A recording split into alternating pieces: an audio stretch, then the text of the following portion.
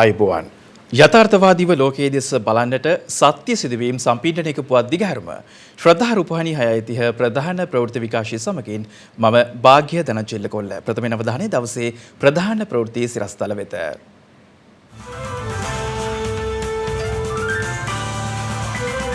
Shot එක මාරු කරන්න යන්නේ දෙවෙනි එක මාරු කරන්නේ සිසුන් 200ට අඩු පළාත් සභා පාසල්වල ප්‍රාථමිකාංශයේ ඔක්තෝබර් 21 ආරම්භ කිරීමට තීරණයක්. ලෝක ගුරු දිනය අදයි. ඉදිරි පැය 24 තුල පළාත් කිහිපයකට මිලිමීටර 100 ඉක්ම වූ වැසි. දිස්ත්‍රික්ක 4කට නායෑමේ අනතුරු වැඟවීම් නිකුත් කෙරේ. පවතින වර්ෂාවත් සමග ඩෙංගු රෝගය ව්‍යාප්ත වීමේ අවදානමක් ගැන සෞඛ්‍ය අංශවලින් අනතුරු වැඟවීමක්. වසරකට පසු ගෝලීයව සටහන් වූ අවම කොවිඩ් මරණ සංඛ්‍යාව ගත වූ සතියෙන් වාර්තා වෙයි.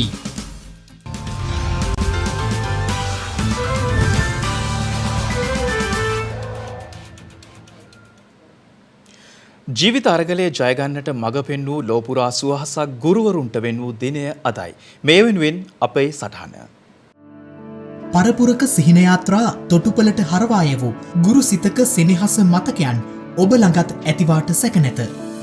අපි අම්මා ගැන කවි ලිව්වෙමු. නොනැවති අහසට පොළවට හඳට තරුවට කවි ලිව්වෙමු. ඒ ඇදුරු හදක් නිසා බව අදටත් ලියන කවිගී රචනා සාක්ෂි දරාවේ. ඒ නිසා ඒ ඇදුරු හද පෙරටුව ඒ හදවතේ ආදරණීයම තැන් මතක් කරන්නට අවැසිමය. ජීවිතයේ තේරුම්ගත් තැනත් බොළඳ වූ තැනත් ජයග්‍රහණයේදී උදම් වූ තැනත් පරාජයේදී හඬා වැටුණු තැනත් එක ලෙස රැඳී සිටි අයෙක් සිටියානම් මව්පියන්ට පසුව ඒ ගුරුවරයාය. වරදකට තරවටු නොකරන තාක් ජීවිතයේ යහමඟ නොයන අයෙක් ඇත්නම් ජීවිතය පෙන්වා දුන්නේ ගුරු හදවතයි. සංගීතයට සුරමැවූ වේදිකාවේ පිටුපසට වී හැඬු කෙටියෙන්ම කිවහොත් ජීවිතයම තැනූ එකම හදවත ගුරු හදවතයි. ලෝකයම නිහඬ වූ කල දරුවන්ට නිහඬ වන්නට ඉඩනතුන් දුරකතන තිරයෙන් දරුවන් පැතූරුව ගුරු හදවතයි. ගම් දනව් සිට මහා නගරය දක්වා ජීවිතය ගෙනයන්නට අරගලය කියා දුන්නේද ගුරු හදවතයි. එවන් අරගල අතරද ගුරුසිත ගැන තැවුනේ ගුරු හදවතයි. සත්ස්වරයේ හැඩ නාද නූපා රංග සොබා මැදමවා දරු සිතයි ගුරු සිතයි සහ සංයෝජන බන්ධනයක සමානුපාතිකව බැඳ තැබූ මුලට ලියූ පෙරවදන පසුවදන හා ගැලපූ ආදරණීය ගුරු මව්පියවරුනි. මේ කාලයේ පාසල් නැතුවට කම් නැත. ඔබට හුරු කළු ලෑල්ල මත මෙසේ ලියමු.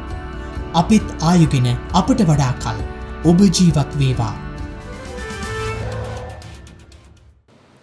කොවිඩ් ආසාදනයෙන් පසු ඇතැම් පුද්ගලයින්ට විෂාදයේ තත්ත්වය ඇතිවිය හැකි බව ශ්‍රී ලංකා වෛද්‍ය සංගමය පවසනවා. මේ අතර කොවිඩ් ව්‍යාප්තියට අමතරව මෙරට තුළ ඩෙංගු රෝගය ව්‍යාප්ත වීමේ දැඩි අවධානමක් මතුවී ඇති බව මහජන සෞඛ්‍ය පරීක්ෂකවරුන්ගේ සංගමය පවසනවා.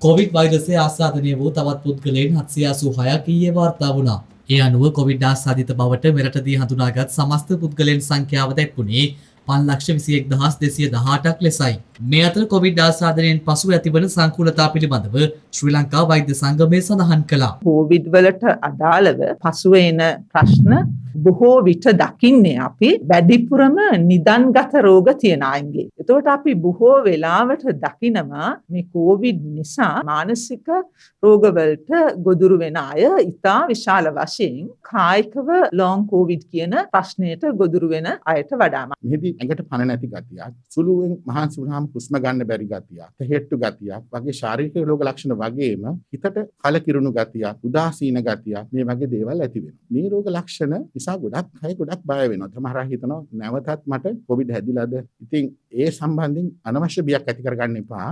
කොවිඩ් වලට පස්සේ එක්තරා ප්‍රතිශතයකට මානසික රෝගී ලක්ෂණ, විශේෂයෙන්ම මානසික විෂාදයේ රෝග ලක්ෂණ සහ මානසික ආතතිය රෝග ලක්ෂණ තියෙනවා. ඔබට වෛද්‍ය අවවාද අවශ්‍ය නම් ශ්‍රී ලංකා වෛද්‍ය සංගමයේ 247 අංකයට කතා කරන්න පුළුවන්. මේ අතර නිවසේ සිට ප්‍රතිකාර ගන්නා කොවිඩ් ආසාදිතයින්ට 13 අනුව දුරකථන අංකය ඍජු දුරකථන අංකයක් ලෙස පරිවර්තනය කර තිබෙනවා.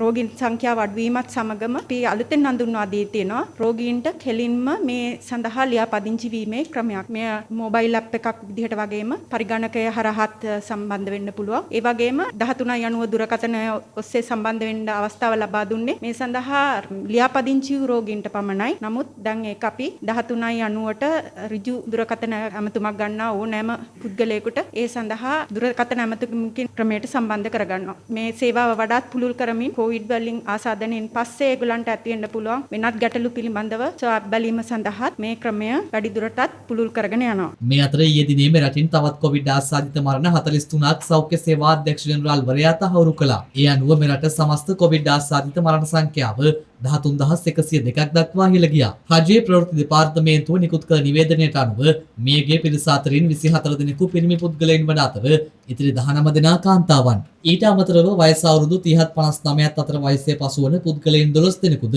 ඒ අතරට අයත්. මේ තත්ත්වය නැවතත් දරුණු තත්ත්වයට හැරුණොත් ඒකෙන් මිය යන සෑම කෙනෙක් වෙනුවෙම රෝගීටපත් වෙන සංකූලතාවයටපත් වෙන සෑම දෙනා වෙනුවෙම අපි සියලු දෙනාම වගේ කියන්න වෙනවා. අද වෙනකොට යහපත් පැත්තක් දෙස ළඟා වෙමින් පවතින මේ තත්ත්වය ඒ ආකාරයෙන්ම තවදුරටත් ඉදිරියට යමින් මේ රටින් මේ ව්‍යසනයේ තුරන් කිරීමට හේතු සාධක වෙන ලෙස අපි සියලු දෙනාම වගකීමෙන් කටයුතු කිරීම මේ මොහොතේ වැදගත් වෙනවා. ඇත්තටම මේ විරෝධතාවලට මාර්ග උපදේශයක් නැද්ද? විරෝධතා පවත්වන්න එපාය කියලායි අපි කියන්නේ. විරෝධතා පවත්වන්න එපාය කියන එක නෙවෙයි. විරෝධතා හැටියට ජන ඒකරාශී වීම කිරීමයි විරෝධය පැහැමට තියෙන වෙනත් ක්‍රියාමාර්ග ගැන අපිට ගැටලුවක් නැහැ. ඒත් වශයෙන්ම වෙන්න ඕන මේ රෝගය පැතිරෙන්න තුඩු දෙන ලෙස ජනතාව ඒකරාශී වෙනවා නම් ඒක එක්තරා විදිහකට මේ රටේ ජනතාවම අනතුරේ හෙලීමට සැලසුම් සහගතව කරන ක්‍රියාවක් හැටියටයි අපිට අර්ථකථනය කරන්න සිද්ධ වෙන්නේ. මේ අතර මෙරට කොවිඩ් ප්‍රතිශක්තිකරණ වැඩසටහනට අදාළව ඊයේ දිනේදී පුද්ගලයන් 82721 දෙනෙකුට කොවිඩ් මර්ධන එන්නත් ලබා දී තිබෙනවා.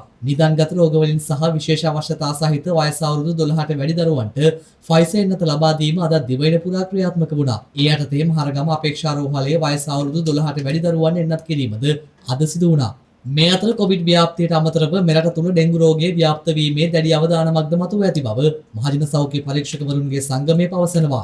මේ වෙද්දී ලංකාවේ බොහෝ ප්‍රදේශවල කඩින් කඩ වැසි ඇති වෙනවා. විශේෂයෙන්ම අපි පහුගිය දිනවල නිවාස පරීක්ෂා කරද්දී හොඳින් දැක්කා. නිවෙස්වට විශාල වශයෙන් මදුරුවන් බෝන ස්ථාන තියෙනවා. ඒ නිසා අපිට ඉදිරියේදී විශාල අවධානමක් එනවා ඩෙංගු රෝගයේ පැතිර යාමේ. ඒ නිසා Tamanගේ නිවසවට හොඳින් පරීක්ෂා කරලා බලලා සියලුම මදුරුවන් බෝන ස්ථාන පිරිසුදු කරගන්න. ඒ වගේම සියලුම රාජ්‍ය ආයතන සහ පෞද්ගලික ආයතන නිසියාකාරයෙන් පහුගිය කාලය පුරාවටම නඩත්තු වුණේ නැහැ. ඒ නිසා මේ රාජ්‍ය සහ පෞද්ගලික ආයතන පරිශ්‍රවල මදුරුවන් බෝන ස්ථාන විශාල වශයෙන් තියෙනවා. මදුරුවන් බෝන ස්ථාන අනාවරණය වුණොත් අපි ඊට එරෙහිව නීත්‍යානුකූලව කටයුතු කරන්න බලාපොරොත්තු වෙනවා. ඩෙන්ගුයයි සැක සහිත රෝග ලක්ෂණ තියෙනවා නම් ළඟම පිහිටි වෛද්‍ය ආයතනයකට එහෙම නැත්නම් රජයේ වෛද්‍යවරයෙක් වෙත ගිහිල්ලා Tamanගේ රෝගය සඳහා අවශ්‍ය ප්‍රතිකාර ගන්න කියලා අපි ඉල්ලා සිටිනවා. මේ අතර පළාත් සභාව යටතේ පාලනය වන ළමයින් 200ට අඩු ප්‍රාථමික පාසල් සෞඛ්‍ය මාර්ගෝපදේශ වලට යටත්ව යලි විවෘත කිරීමට පළාත් ආණ්ඩුකාරවරුන් තීරණය කර තිබෙනවා. වීඩියෝ තාක්ෂණය ඔස්සේ පැවැත් වූ සාකච්ඡාවකින් අනතුරුව ආණ්ඩුකාරවරුන් තීරණය කර ඇත්තේ මේ මාස 21 වෙනිදා එම පාසල් යලි විවෘත කිරීමටයි. මීට පෙර සෞඛ්‍ය සේවා අධ්‍යක්ෂ ජෙනරාල්වරයා විසින් පාසල් විවෘත කිරීමට අදාළ සෞඛ්‍ය මාර්ගෝපදේශ අධ්‍යාපන අමාත්‍යාංශයට ලබා දුන්නා. මේ වන විට වෛරසය ආසාදිතව රෝහල්වල ප්‍රතිකාර ලබන සමස්ත පුද්ගලයන් සංඛ්‍යාව 30265ක් වන අතර වෛරසය ආසාදිතව සිට සුවය ලැබූ සමස්ත පුද්ගලයන් සංඛ්‍යාව දැක්වෙන්නේ 4,77,851ක් ලෙසයි. මේ අතර වසරකට පමණ පසු සතියක් තුළ ගෝලීයව සටහන් වූ අවම කොවිඩ් මරණ සංඛ්‍යාව ගත වූ සතියේ වාර්තා වී තිබෙනවා.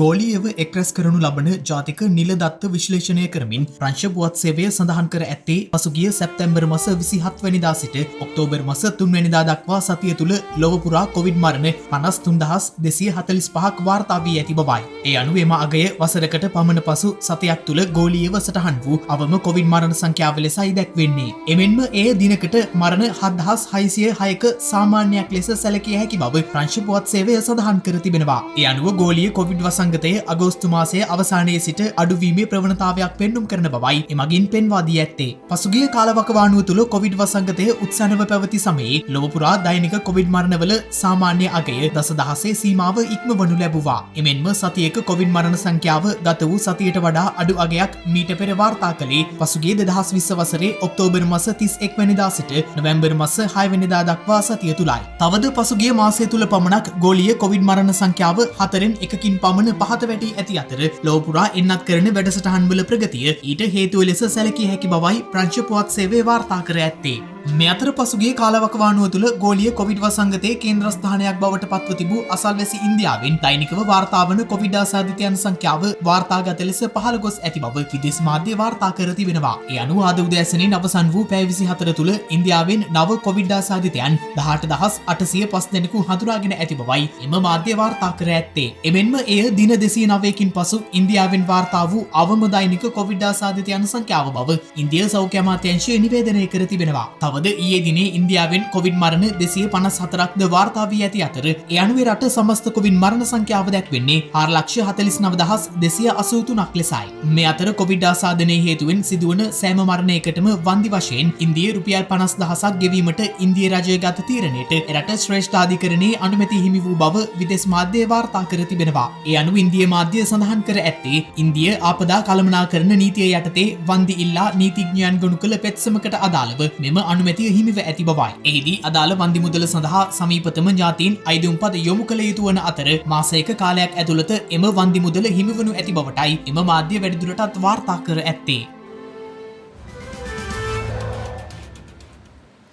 මෙරට දුම්රිය සේවය දියුණු කිරීම සඳහා ඉන්දියාවේ සහාය ලබා ගැනීමට බලාපොරොත්තු වෙන පසුවන බව ප්‍රවාහන රාජ්‍ය අමාත්‍ය දිලු මමුණුගම මහතා පවසනවා. ඒ සම්බන්ධයෙන් දිවයිනට පැමිණි ඉන්දිය විදේශ ලේකම්වරයා සමග සාකච්ඡා කළ බවයි අමාත්‍යවරයා වැඩිදුරටත් සඳහන් කළේ.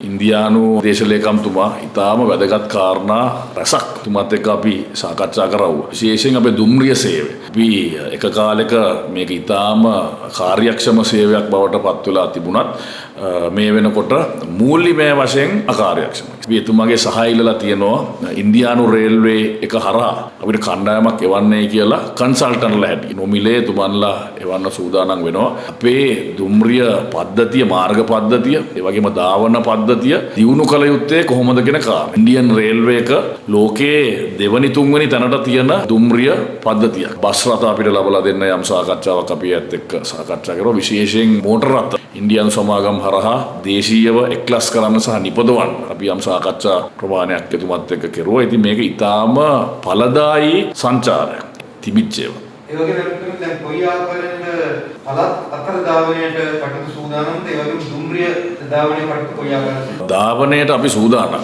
බස් රථත් සූදානම්, දුම්රියත් සූදානම්. නමුත් සෞඛ්‍ය අංශ වල නිර්දේශය අපි බලන්නට අවශ්‍යයි. ඒ සති දෙකක් අපෙන් කල්ලිල්ලුවා පළාත් තුල ප්‍රවාහනය සක්‍රිය කරලා රෝගීන් වාර්තා වීම පිළිබඳව යම් සමීක්ෂණයක් එයාට කරන්න අවශ්‍යයි කියන කාර්යය. අපි මොනවා සක්‍රිය කෙරුවත් නැවත රෝගීන් ප්‍රමාණය වැඩි වුණොත් මේක අපහු අඩු කරන්න සිද්ධ වෙනවා. ඒ නිසා සති දෙකක් අපි එයාට අවස්ථාව දෙනවා. එයාගේ නිරීක්ෂණ ඉදිරිපත් කරන්න. එයා ලබලා දෙන උපදෙස් 90 සති දෙකකින් පසුව අපි ධාවනය කරන්න සූදානම්. අවසරය දීපු ගමන් දුම්රියත් අන්තර් පළාත් බස් රථ ධාවනය කරන්න සූදානම්ින් ඉන්නවා. මම විශ්වාස කරනවා අපි මොන විදියකින් හරි මේ සතිය ඇතුළත තදබදයකින් තොරව මගින් ප්‍රවාහනය කිරීම සඳහා අවශ්‍ය සැලැස්ම අපි සකස් කරනවා. අර මම කිව්වා වගේ එදිනෙදා බලලා තමයි අපිට තීරණ ගන්න වෙන්නේ. සිව්දින නිල සංචාරයක් සඳහා මෙරටට පැමිණි ඉන්දිය විදේශ ලේකම්වරයා අද ජනාධිපති ගෝඨාභය රාජපක්ෂ මහතා හමු වුණා. මෙරට සංචාරයක නිරතව සිටින ඉන්දිය විදේශ ලේකම් ශ්‍රී හර්ෂවර්ධන් මහතා සහ ජනාධිපති ගෝඨාභය රාජපක්ෂ මහතා අතර හමුවක් අද පෙරවරුවේ පැවැත්වුණා. ජනාධිපති ලේකම් කාර්යාලයේදී පැවති මෙම හමුව සඳහා විදේශ කටයුතු අමාත්‍යාංශයේ නිලධාරීන් සහ ශ්‍රී ලංකා ඉන්දිය මහ කොමසාරිස් ගෝපාල් බග්ලේ මහතා එක්ව සිටියා. පසුගිය සෙනසුරාදා දිනේදී ඉන්දිය විදේශ ලේකම්වරයා නිල සංචාරයක් සඳහා දිවයිනට පැමිණ ඇති අතර ඔහු දිවයිනේ රැඳී සිටින අවසන් දිනය අදයි. ඔහු මෙරට රැඳී සිටි කාලය තුල දිවයිනේ විවිධ ප්‍රදේශවල සංචාරයක නිරත වූ අතර අග්‍රාමාත්‍යවරයා, මුදල් අමාත්‍යවරයා මෙන්ම විදේශ අමාත්‍යවරයා අද හමු වී ශ්‍රේෂ්ඨ රැසක් සම්බන්ධයෙන් සාකච්ඡා පවත්වා තිබුණා. මේ අතර යුරෝපා සංගමේ නියෝජිතයින් පිරිස සහ ජනාධිපතිවරයා අතර හමුවක් ඊයේ පෙරවරුවේ පැවැත්වුණා. යුරෝපා සංගම් GSP+ ක්‍රමයේ යටතේ ශ්‍රී ලංකාව මේ වන විටත් එකඟ වී ඇති කරුණු සම්බන්ධයෙන් දක්වන අනුකූලතාව ශ්‍රී ලංකාව සමග එක්ව වැඩ කිරීම සහ යුරෝපා පාර්ලිමේන්තුව ශ්‍රී ලංකාව සම්බන්ධයෙන් දරන මතය පිළිබඳව කරුණු අධ්‍යයනය කිරීමයි මෙම සංචාරයෙන් දූත කණ්ඩායම අපේක්ෂා කර ඇත්තේ. ත්‍රස්තවාදය වැළැක්වීමේ පනත සම්බන්ධයෙන් එහිදී විශේෂ අවධානයක් යොමු කර තිබෙනවා. ඒ අනුව සංචාරයේදී අධ්‍යයනය කළ කරුණු පදනම් කරගනිමින් යුරෝපා කොමිසමට සහ යුරෝපා පාර්ලිමේන්තුවට ඒ පිළිබඳව විධිමත් වාර්තාවක් ලබා දීමට කටයුතු කරන බවද දූත පිරිස එහිදී සඳහන් කර තිබෙනවා. අවශ්‍ය කමිටු පත් කර ඒවායේ වාර්තා අනුව අධිකරණ අමාත්‍යවරයාටත් නීතිපතිතුමාටත් උපදෙස් ලබා දී ඇති අතර ත්‍රස්තවාදය වැළැක්වීමේ පනතේ ඇති සංශෝධනය කළ යුතු වගන්ති සංශෝධනයට කඩිනමින් පියවර ගන්නා බවයි එහිදී ජනාධිපතිවරයා සඳහන් කර ඇත්තේ. ඉදිරි පැය 24 තුළ දිවයිනේ පළාත් කිහිපයක විටින් විට තද වැසි ඇති විය හැකි බව කාලගුණ විද්‍යා දෙපාර්තමේන්තුව නිවේදනය කරනවා. නිවේදනයක් නිකුත් කරමින් කාලගුණ විද්‍යා දෙපාර්තමේන්තුව පවසන්නේ බස්නාහිර සබරගමුව මධ්‍යම වයඹ දකුණු සහ උතුරු පළාත්වල ඇතැම් ස්ථානවලට මිලිමීටර 100ට වැඩි තද වැසි ඇතිවිය හැකි බවයි. සෙසු ප්‍රදේශවලද තැනින් තැන වැසි හෝ ගිගුරුම් සහිත වැසි ඇතිවිය හැකි අතර මෙම ප්‍රදේශවල ඇතැම් ස්ථානවලට මිලිමීටර 75ට වැඩි තද වැසි ඇතිවිය හැකි බවයි එම දෙපාර්තමේන්තුව පවසන්නේ. දිවයින හරහා විශේෂයෙන් මධ්‍යම කඳුකරේ බටහිර බෑවුම් ප්‍රදේශවලත් වයඹ දකුණු සහ බස්නාහිර පළාත්වලත් සුළඟේ වේගය විටින් විට පැයට කිලෝමීටර 50 දක්වා වැඩි විය හැකි බව කාලගුණ විද්‍යා දෙපාර්තමේන්තුව විසින් නිකුත් කළ නිවේදනයේ දැක්වෙනවා. එම දෙපාර්තමේන්තුව ජනතාව වෙත දැනුම් දී ඇත්තේ ගිගුරුම් සහිත වැසි සමග ඇතිවිය හැකි తాවකාලික තද සුළං වලින් සහ අකුණු මගින් සිදුවන අනතුරු අවම කර ගැනීමට අවශ්‍ය පියවර ගන්නා ලෙසයි. දිවයිනේ තුල තියෙන සුළං තත්ත්වයේ වැඩිවීමකුත් අපි අපේක්ෂා කරනවා. විශේෂයෙන්ම මධ්‍යම කඳුකරේ බටහිර බෑවුම් පැත්ත, වයඹ, බස්නාහිර, දකුණු වගේ පළාත්වල සුළඟේ වේගය පැයට කිලෝමීටර් 50 දක්වා ඉහළ යෑමේ තත්ත්වයන් සමහර අවස්ථාවල තියෙනවා. ඊට අමතරව දිවයින වටා තියෙන මුහුදු තීරය ගත්තොත් විශේෂයෙන්ම තැනින් තැන වැසි හෝ ගිගුරුම් සහිත වැසි ඇති වෙන්න හැකියාවක් තියෙනවා. විශේෂයෙන්ම මන්නාරමේ ඉඳන් කංකසන්තුරේ හරහා තිරිකුණාමලේ දක්වා තියෙන වෙරළබඩ තීරයට ඔබෙන් තියෙන ගැඹුරු සහ නොගැඹුරු මුහුදු තීරයත්, ගාල්ලේ සිට හම්බන්තොට හරහා පොතුවිල් දක්වා තියෙන ගැඹුරු සහ නොගැඹුරු මුහුදු තීරවලත් තද වැසි අපි බලාපොරොත්තු වෙනවා. ඒ වගේම සුළඟේ වේගයත් පැයට කිලෝමීටර් 50 දක්වා ඉහළ යෑමේ තත්ත්වයන් තියෙනවා. වැසි සමග මෙම සුළඟේ වේගය පැයට කිලෝමීටර් 50-60 දක්වා ඉහළ යෑමේ තත්ත්වයන් තියෙන්න පුළුවන්. ඒතකොට මේ වැසි තත්ත්වය හෙට දිනේ වෙනකොට ක්‍රමයෙන් අඩු වෙමින් පවතින ලකුණු තමයි දැනට අපේ විශ්ලේෂණවල පෙන්වුම් කරන්නේ. මේ අතර පවතින වැසි තත්ත්වයත් සමග දිස්ත්‍රික්ක 4කට නායම් අවදානම් නිවේදන නිකුත් කිරීමට ජාතික ගොඩනැගිලි පර්යේෂණ සංවිධානය කටයුතු කර තිබෙනවා. ඒ අනුව එලෙස නායෑමේ අවදානම් නිවේදන නිකුත් කර ඇත්තේ කළුතර, කෑගල්ල සහ රත්නපුර යන දිස්ත්‍රික්කවලටයි. දැන් තවත් දේශීය පුවත් කිහිපයක් කෙටියෙන්.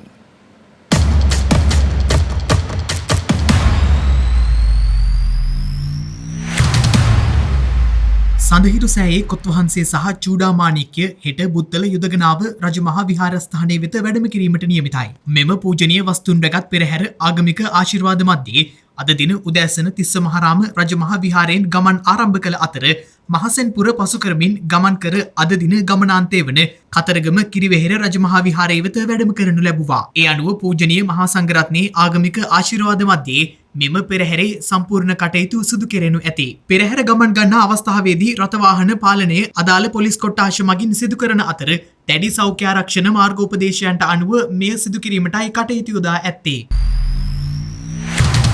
ආගමන විගමන දෙපාර්තමේන්තුවේ බත්තරමුල්ල ප්‍රධාන කාර්යාලය සහ ප්‍රාදේශීය කාර්යාලවලින් සීමිත සේවාලාභීන් සඳහා පමණක් විදේශ ගමන් බලපත්‍ර නිකුත් කරන බව ආගමන හා විගමන පාලකවරයා පවසනවා. එබැවින් අත්‍යවශ්‍ය සේවාලාභීන් පමණක් වෙබ් අඩවියට පිවිස දිනයක් වෙන් කරවා ගැනීමෙන් පසුව පමණක් ආසන්නතම කාර්යාලයට පැමිණිය යුතු බවයි ආගමන හා විගමන පාලකවරයා සඳහන් කර ඇත්තේ. ඒ අනුව eservices.immigration.gov.lk/td යන වෙබ් දිගුවට පිවිස දිනයක් වෙන් කරගත යුතු බවත් බත්තරමුල්ල ප්‍රධාන කාර්යාලයෙන් සහ ප්‍රාදේශීය කාර්යාලවලින් පෙරවරු 8:30 සිට පස්වරු 1 දක්වා පමණක් අයදුම්පත් නිකුත් කරන බවත් ආගමන හා විගමන දෙපාර්තමේන්තුව නිවේදනය කර තිබෙනවා.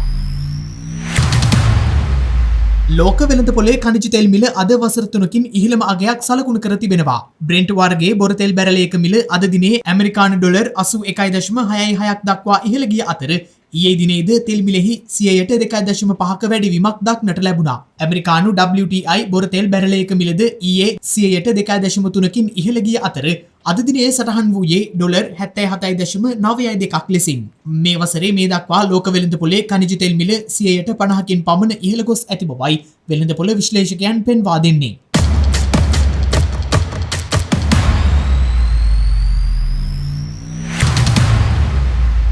සොබාදහම තමන්ට ලබා දුන්නු දේ ගැන නොතැවී ජීවිතය විඳින්නට පාර තනාගත් දෙරිය දියණියකගේ කතාවක් මේ. ජීවිතය ආරම්භ වූ දා පටන් නොබෙත් මගෙත් ඇස ගැටෙන මේ ගහ කුල සතා සිව්පාවා ඇතුළු මේ සියල්ලක්ම විවිධත්වයෙන් යුක්තයි. ඒ විවිධත්වය නිසාමයි මේ සොබාදාම මේ තරම් සුන්දර. ඒ විදියට කොතැනත් ඇති විවිධත්වය මනුෂ්‍යයන් වූ අපාතර පවා දක්නට ලැබෙන්නේ සොබාදහමේ අපූර්ව නිමැවුම වූ මිනිසුන් අතරද ඒ සුන්දරත්වය ඇති බව පසක් කරමි. ඒත් මිනිසුන් අතර වූ විවිධත්වය බොහෝ තැන්වල මිනිස්කම ඔප්නංවන්නට හේතු වූවත් එකී විවිධත්වය නිසාම ලොවක් ඉදිරියේ නේක විද පීඩාවන්ට ලක්වන මිනිසුන්ද ඒ අතර වනවා.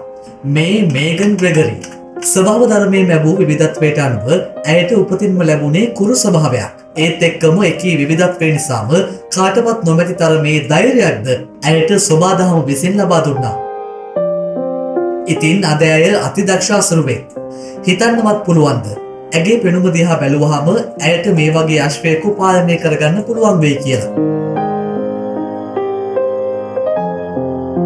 ඔව්, උපතින්ම ඇයට ලැබුණු පෙනුමම තමයි ඇයට ඒ සඳහා ශක්තිය ලබා දුන්නේ. පාසල් අවදියේ සිටම මේගන් නොයෙක් හිරිහැරවලට ලක් වූ අයෙක්. කුරු බව නිසා බොහෝ ළමුන් අතර සමච්චලයට ලක් වුණා. ඒත් ඇය නිතරම සිතුවේ ඒ පීඩා සියල්ලකටම පිළිතුරක් ගැන. ඉතින් අවසානයේ ඇය තීරණය කළා බොහෝ දෙනෙකුට කළ නොහැකි දෙයක් සිදු කළහොත් ඇය ලෝකයට සුවිශේෂී කෙනෙකු වන වාසේම ඒවා ඇය ලද නින්දා සියල්ලකටම පිළිතුර බව. ඒ සඳහා මේගන් අරමුණු කරගත්තේ දක්ෂ අසරුවෙක් වෙන්න. එතනදීත් මේගන් අපහසුතාවයට ලක් වුණා. නමුත් සිය අරමුණ අතහැරියේ නැහැ. ඒ නිසාම අසරුවෙකු වෙන්න හීන දුටු මේගන් ඒ සඳහා පුරුදු පුහුණු වෙද්දී ඇය නැවතුනේ පැන්ඩෝරා නම් අශ්වයෙකු ළඟ. මේ අශ්වයා මේගන්ට අතිශය ලෙස හීලෑ වුණා. මේගනුත් මේ අශ්වයාට අසීමිතව හිතවත් වුණා. ඉතින් මේ අපූර්ව මිත්‍රත්වය නිසාම මේගන්ට පහසුවෙන් අසරුවෙකු වන අරමුණ ළඟා කරගන්න පුළුවන් වුණා. ඇත්තටම ලෝකයේ ලස්සන වෙන්න විවිධත්වයේ හේතු වන බවට මේගන්ගේ කතාව කදිම සාක්ෂියක්. එදා ඇයට සමච්චල් කළ අය ඇයව පීඩාවට පත් කළ අය ඇත්තෙන්ම මවිත කරමින් මේගන් දක්ෂ ලෙස සිය අශ්වයා හසුරවනවා. ඒ වගේම මේ සියල්ලටම ඇහෙන්න මේගන් කිව්වේ ඉදිරියට ගොස් යමක් කරන්නට උත්සාහ කරන්න. ලෝම සිනහසුණත් ඔබ උත්සාහ කිරීම වටිනවා. ඉතින් ඇත්තටම විවිධත්වයට අනුව හැඩගැහෙන්න. ලැබෙන දෙයින් ඔබත් ජීවිතේ ජය ගන්න.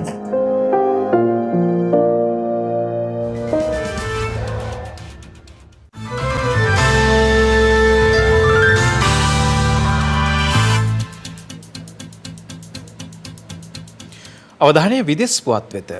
මෑත ඉතිහාසයේ විශාලතම තෙල් කාන්දුව ඇමරිකා එක්සත් ජනපදයේ කැලිෆෝනියා ප්‍රාන්තයෙන් පසුගියදා වාර්තා වුණා.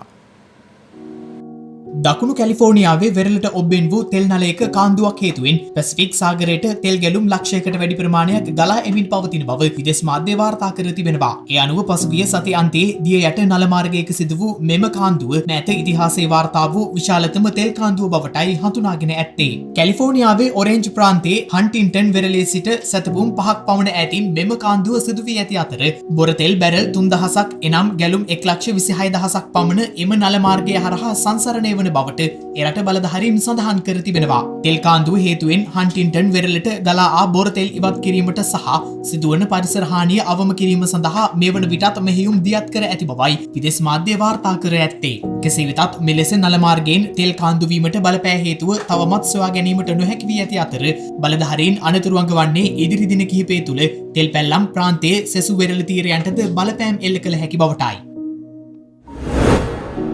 2021 වසරේ වෛද්‍ය විද්‍යාව පිළිබඳ නොබෙල් ත්‍යාගය ඩේවිඩ් ජුලියස් සහ ආඩෙන් පෙටෝපෝෂියන් යන ඇමරිකානු විද්‍යාඥයන් දෙපළට පිරිනැමීමට නොබෙල් ත්‍යාග කමිටුව විසින් තීරණය කර තිබෙනවා. මේ වසර සඳහා වන නොබෙල් ත්‍යාගලාභීන්ගේ නාම ලේඛනය ප්‍රකාශයට පත් කිරීම ආරම්භ කරමිනුයි එම කමිටුව මේ බව දැනුම් දී ඇත්තේ.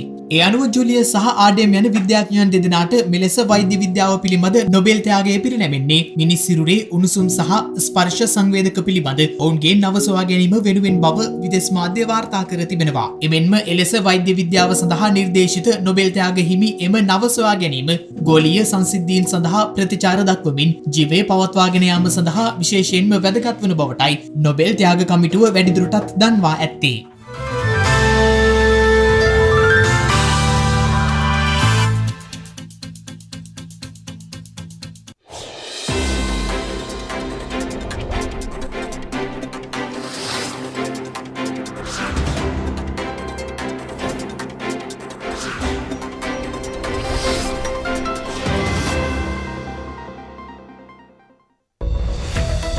හෙට ඔක්තෝබර් 6 වෙනිදා. දැනුමින් පිරිපුන් දෑක්තානනට වෙහෙසෙන ගුරුවරුන් සඳහා උපහාර පිණිස වූ මෙරට ගුරු දිනය ඔක්තෝබර් මස 6 වන දිනට එනම් හෙට දිනයට යෙදී තිබෙනවා.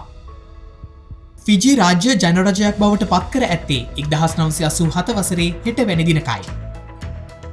නොබෙල් ත්‍යාගලාභියෙකු වූ ඊජිප්තුවේ තුන්වන ජනාධිපති අන්වර් සදාත් අන්තවාදී කණ්ඩායමක් විසින් ඝාතනය කර ඇත්තේ 1981 වසරේ හෙට වැනි දිනකයි. ඒත් සමගින් ශ්‍රද්ධා රූපවාහිනී ප්‍රධාන ප්‍රවෘත්ති විකාශය නිමාවට පත් වෙනවා. හමු යමු හෙටත් සවස 6:30ට. තෙරුවන් සරණයි. නමෝ බුද්ධාය. මෙවැනි වැදගත් පුවත් නැරඹීම සඳහා ශ්‍රද්ධා TV News YouTube channel එක subscribe කර සීනුව සලකුණ වන්න.